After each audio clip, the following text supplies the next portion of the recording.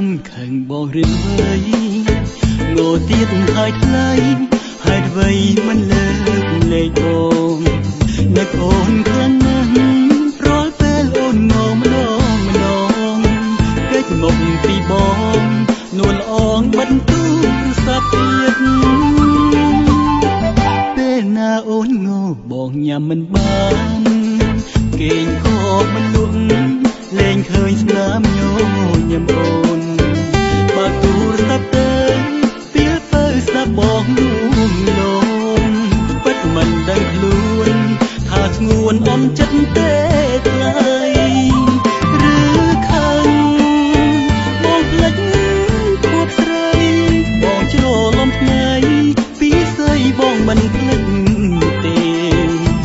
កាដូត្រៀមស្រេចទុកជូននាងមេហើយអ្វីស្នេហ៍អូនខឹងបងខ្លាំងយ៉ាងនេះបើអូនមិនបើកបងតាមដល់ផ្ទះចង់ដឹងខ្លាំងណាស់ប្រកបខឹងបងរឿងអ្វីបារម្ភពីអូនខ្លាចស្ងួនលេងស្អាតណាស់ស្រីតែអូនកុំភ័យបងមិនមានថ្ងៃខ្បត់ថ្លៃទេស្ងួន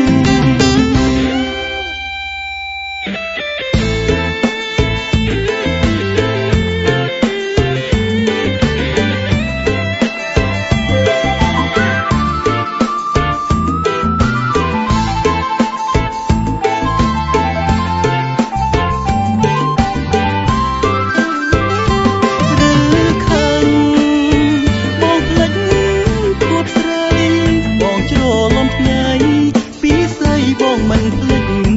ទេកាដូត្រៀមស្រេចទុកជូននាងមេហើយអ្វីស្នេហ៍អូនខឹងបងខ្លាំងយ៉ាងនេះបើអូនមិនបើកបងតាមដល់ផ្ទះចង់ដឹងខ្លាំងណាស់ប្រកបខឹងបងរឿងអ្វីបារម្ភពីអូនខ្លាចស្ងួនលេងស្អាតណាស់ស្រីអូនកុំភ័យបងមិនមានថ្ងៃខ្បត់ថ្លៃទេស្ងួនអូនកុំភ័យបងមិនមានថ្ងៃខ្បត់ថ្លៃទេស្ងួនតែអូនកុំភ័យបងមិនមានថ្ងៃខ្បត់ថ្លៃ